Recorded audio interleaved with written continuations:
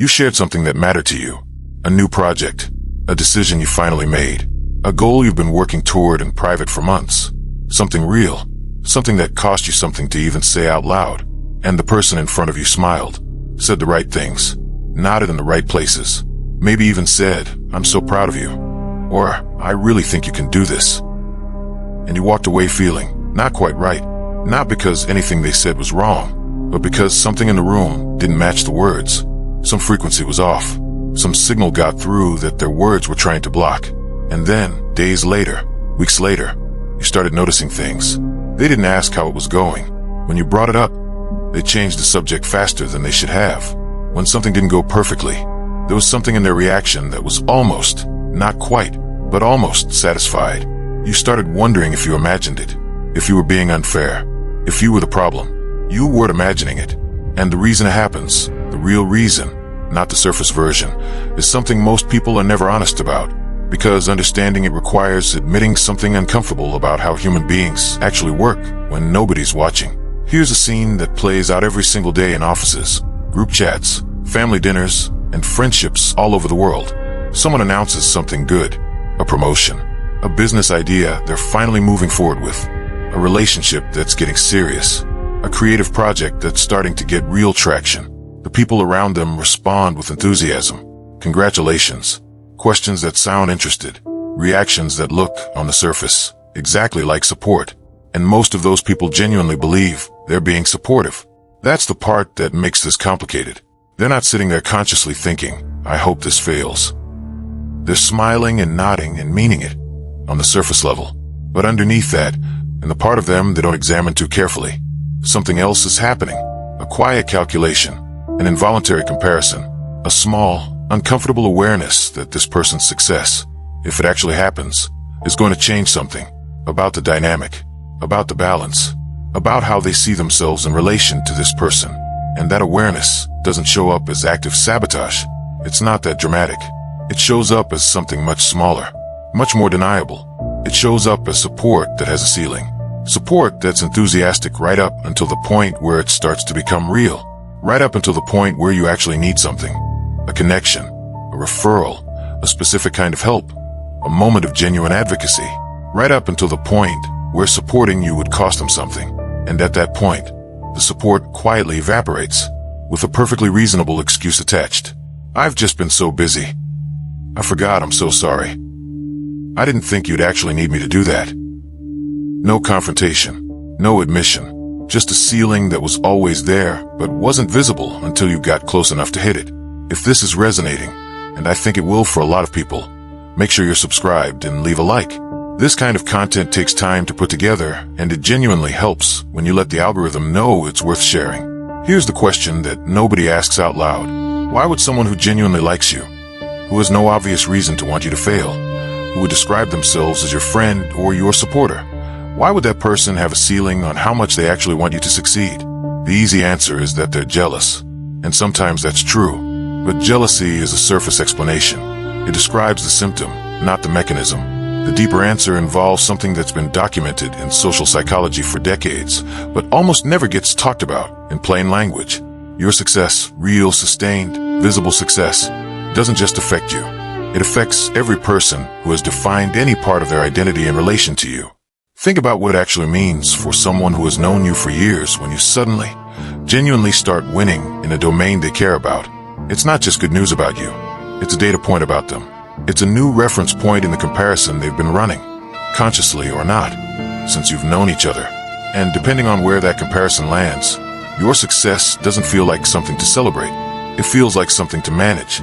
Not because these people are bad, but because they're human. And human beings have a very specific, very consistent, very predictable response to feeling measured against someone who's doing better than they are. And once you understand what that response looks like in practice, how it hides, how it presents itself as support while functioning as something else entirely, you will never be confused about it again. Let's get into the actual mechanics. In 2011, researchers at Tilburg University in the Netherlands ran a series of studies on what they called social comparison and benign versus malicious envy. The core finding was this: when people observe someone close to them succeeding in a domain they personally care about, the emotional response is not neutral. It's either motivating, pushing them to improve, or destabilizing, making them feel worse about themselves by comparison. The destabilizing response is the one that produces what looks like false support. Because here's the thing about destabilizing envy. It doesn't present itself honestly. Nobody walks around saying, "Your success makes me feel inadequate." That's too exposed, too vulnerable. Instead, the feeling gets rerouted. It comes out as a slightly cooler tone, a little less follow-through, a tendency to highlight your obstacles rather than your progress, a habit of bringing up the risks when you talk about your plans, not because they're genuinely concerned, but because emphasizing the risk is a way of emotionally managing their own discomfort with the possibility that you might actually pull it off. This is what psychologists call defensive pessimism directed outward. It looks like realistic concern.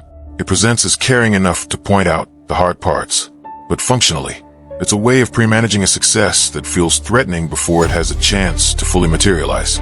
There's also the research of Abraham Tesser, a social psychologist at the University of Georgia, whose self-evaluation maintenance model maps exactly this dynamic with uncomfortable precision. Tesser's core argument is that people maintain their self-esteem partly through their relationships, and that when someone close to them outperforms them in an area that matters to their self-image, it creates a specific threat, not to their safety, to their story about themselves. And the way people manage that threat, Tesser found, is through one of three mechanisms. First, they can increase their own performance, get motivated, work harder, close the gap. This is the healthy response. It's also the least common one.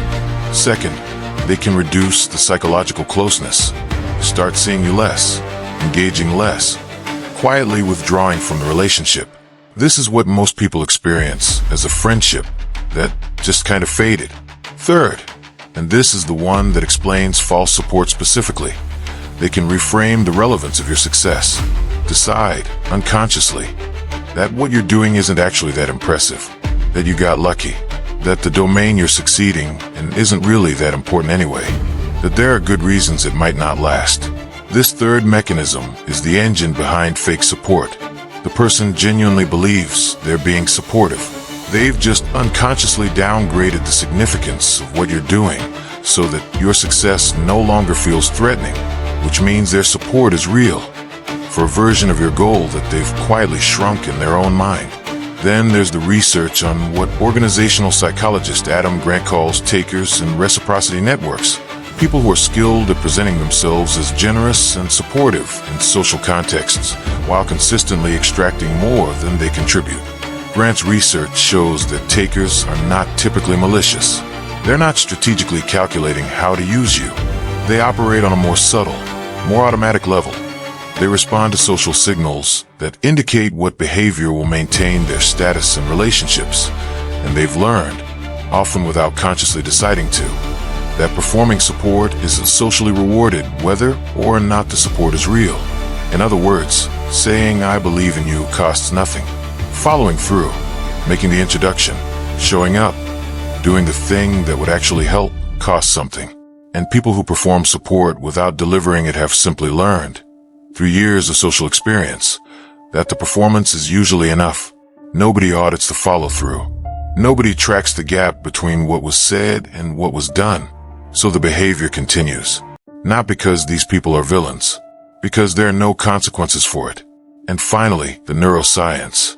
Research on mirror neurons and emotional contagion by Giacomo Rizzolatti and others shows that human beings are wired to simulate the emotional states of people around them. When you're excited about something, people close to you neurologically experience a version of that excitement. But here's the complication. When that simulated excitement bumps up against their own anxiety, insecurity, or unresolved ambition in the same domain, the two signals collide. And the result of that collision often looks, from the outside, exactly like enthusiasm. Because the person is genuinely feeling something in response to your news. It just isn't purely what you think it is. Let's make this concrete. Example 1. The friend who's enthusiastic until it gets real. You've been working on something for a while. A business, a creative project, career change. In the early stages, when it's still an idea, still a plan, still something that exists mostly in conversation. Your friend is one of your biggest cheerleaders. They ask about it. They tell other people about it. They seem genuinely excited. Then it starts getting real. You get your first client, or your first piece of real traction, or you quit the job to do it full time. And something shifts. The questions come less frequently. When you bring it up, the conversation moves on faster than it used to. When you have a setback, the sympathy is warm and immediate. When you have a win, their reaction is not cold exactly, but muted. Correct. Like they ran it through a filter before it came out. You're not imagining the filter. It's real. What happened is that the idea version of your project was safe to support. It wasn't real yet. It wasn't a data point yet. It couldn't be compared against anything yet. The real version, the one with actual results, actual momentum, actual evidence that you might be pulling this off, that version requires them to feel something more complicated. And the support that was effortless when the stakes were low becomes something they have to consciously generate when the stakes get real. Some people can generate it. A lot of people can't. And the ones who can't will find a way to be less present for the part of your journey where the results actually show. Example 2. Family member with an opinion about everything. You make a decision, a real one, something you've thought about carefully, that you're genuinely committed to. You tell a family member, and they respond with what they describe as just being honest, or playing devil's advocate, or asking the hard questions because I care about you. Every conversation about your plans involves a tour of what could go wrong. Every update you give gets met with a new concern. Every piece of progress gets acknowledged briefly before the conversation moves to the obstacles still ahead. They're not telling you to stop. They'll tell you, and believe it, that they support you completely. They just want to make sure you've thought about the risks. But notice what the effect is. Every conversation leaves you slightly more deflated than when it started. Every interaction with this person around this topic costs you energy rather than giving it. Their support, for all the genuine love behind it, functions as a drain. This isn't cruelty. It's a person who is genuinely uncomfortable with your ambition because it reflects something back at them about their own choices, their own risks not taken, their own dreams they made practical, and who has found a way to manage that discomfort that they can present as caring. The concern is real. The love is real. But what's driving the constant risk emphasis isn't concern for you. It's comfort for them. Example 3. The colleague who cheers loudest in public.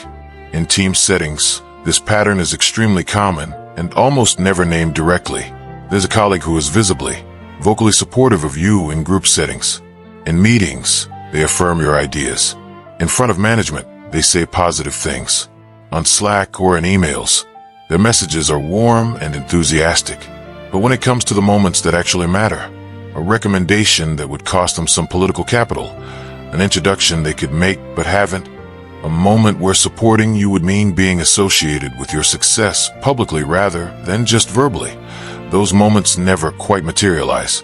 There's always a reason, always a timing issue, always a let me think about the best way to do this, that never converts into the thing being done. What this colleague has mastered, usually without realizing it, is the social currency of appearing supportive without paying the actual cost of being supportive. The appearance generates goodwill with you, with the team, with management. The reality, the ceiling, only becomes visible to you because you're the only one tracking the gap between what was said and what was done. And when you try to articulate it, it sounds paranoid because every individual instance has a reasonable explanation. It's the pattern that tells the truth. And patterns are hard to point to without sounding like you're keeping score. Example 4. The partner who supports you in theory. This one is the most painful because of how close it is. You have a partner, someone who loves you, who you share your life with, who genuinely wants you to be happy and successful. That's true. They mean it. But there's a version of your success that was always in the plan. The safe version. The version that doesn't disrupt too much. The version that fits inside the life you've already built together. And then there's the version that actually starts happening, which is messy, less predictable, more demanding of your time and energy and focus than the theoretical version ever was. The support for the theoretical version was real, enthusiastic even. The support for the actual version, the one that means you're distracted sometimes, stressed sometimes, less available sometimes, growing in ways that don't fit neatly into the existing shape of things. That support has conditions on it that were never discussed. And when those conditions surface as frustration, as subtle discouragement, as a pattern of bringing up the costs more than the progress, it doesn't feel like a betrayal of support. It feels like reality asserting itself. But the reality was always that the support had a version in mind. And the version in mind was never quite as big as what you're actually trying to do. If any of these examples just described a relationship in your life with more accuracy than you were expecting, drop a comment. Tell me which one hit. Because I read them, and because the people who comment on these videos are usually dealing with something real, and you're not as alone in it as it probably feels right now. Let's be honest about something uncomfortable. The people who perform support without delivering it. The ones with the ceiling. The ones whose enthusiasm evaporates when things get real. Most of them are not doing it on purpose. They genuinely believe they're supportive. They would be hurt and confused if you told them you didn't experience it that way. Because from the inside, they feel the warmth. They feel the genuine wish for good things to happen for you. What they don't feel, what they don't have access to, is the gap between that wish and their actual behavior. Because that gap lives below the level of conscious awareness. This is important to understand because it changes what you do about it. If these people were consciously sabotaging you, the answer would be simple: remove them. But they're not. They're people who are dealing with their own insecurities, their own unresolved comparisons, their own discomfort with what your success means for how they see themselves, and they haven't done the work to make that conscious. So it leaks into the muted reactions, into the absent follow-through, into the support that's always most available when you're struggling and least available when you're winning. What do you actually do with that? First, you stop expecting people to support you at a level they haven't demonstrated they're capable of. Not because you're giving up on them, because continuing to expect it and continuing to be disappointed by not getting it is just a way of repeatedly hurting yourself with information you already have. Some people in your life are genuinely in your corner for the full distance. They show up when it's easy and when it's costly. Their enthusiasm doesn't have a ceiling. Their follow-through matches their words. Those people exist. They're probably fewer than you'd like, but they're the ones worth investing the depth of your trust in. Other people in your life are genuinely in your corner up to a point. They're not enemies. They're not fake. They're just limited by their own stuff, their own journey, their own capacity to sit with your success without it touching something uncomfortable in them. That doesn't make them bad people. It makes them human, and it means you can still care about them, still be in relationship with them. You just stop going to them for the kind of support they don't have to give.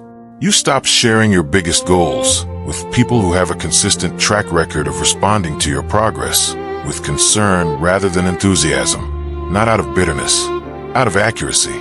Because here's the thing about false support that doesn't get said enough. It's not just emotionally draining, it's strategically damaging. When you share your real goals and plans with someone who isn't actually in your corner, you're not just risking disappointment. You're giving someone who is unconsciously rooting against you a detailed map of what you're trying to do, where you're vulnerable, and what would hurt if it went wrong. That's information they don't use maliciously, but it's information that, in moments of their own insecurity and comparison, shapes how they talk about you to others casually, without even realizing the damage being done. The most practical thing you can take from this: be selective about who gets access to the real version of your ambitions. Not suspicious of everyone, not closed off, just selective, based on evidence, not hope. Evidence sounds like this: this person was enthusiastic when I was winning and showed up when it was costly to show up. Their follow-through matched their words. When I needed something specific, they came through. Hope sounds like this: I know they haven't come through before, but I think they mean well, and maybe this time will be different. Base your trust on evidence. Save your hope for the parts of life where evidence isn't yet available. Here's what I want to leave you with. You've spent time, probably more than you realize, trying to figure out why the support you needed wasn't there when it mattered. Replaying conversations, second-guessing yourself, wondering if you expected too much, asked for too much, read things wrong. You didn't read things wrong. You felt something real. The ceiling was real. The gap between the words and the follow-through was real. The muted reaction when things went well was real. And none of it means the people in your life don't care about you. It means they're human. It means your growth, your actual, real, undeniable growth, bumped up against something in them that they haven't dealt with yet. Their own comparison, their own unfulfilled ambition, their own story about what's possible for someone like them, being quietly complicated by what you're demonstrating is possible for someone like you. That's their work to do, not yours. Your job is not to shrink so they're more comfortable. Your job is not to stop sharing wins so the room doesn't get awkward. Your job is not to manage their feelings about your success on top of everything else you're already managing. Your job is to get very honest with yourself based on real evidence about who is actually in your corner, not who says they are, who shows up like they are, because those two lists are probably not the same length, and the gap between them has been costing you things: energy, trust, time. The specific kind of focus that's only possible when you're not managing the emotional weight of feeling unsupported by the people who are supposed to support you.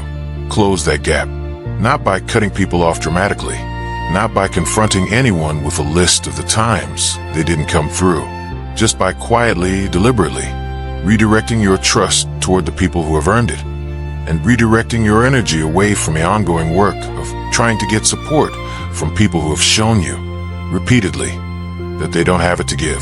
The people who are genuinely in your corner, fully, without a ceiling, without the muted reaction when things go well, those people deserve more of you, more honesty, more depth, more of the real version of what you're trying to build. And the people who aren't quite there yet, the ones with the ceiling, the ones whose support evaporates when things get real, they don't need to be enemies. They don't need to be cut out. They just need to be understood accurately, kept at the level of closeness that their actual behavior, not their words, their behavior, has demonstrated they're capable of. That's not cynical. That's honest. And honestly understanding who is actually around you is the only foundation on which you can build anything real. So build carefully. Choose deliberately. Trust the evidence. And if this one stayed with you, follow along. Because next we're going into something that connects directly to this. The specific type of person who is always present during your hardest moments, but consistently absent during your best ones. And what that pattern is actually telling you about the relationship. You're going to want to see that one.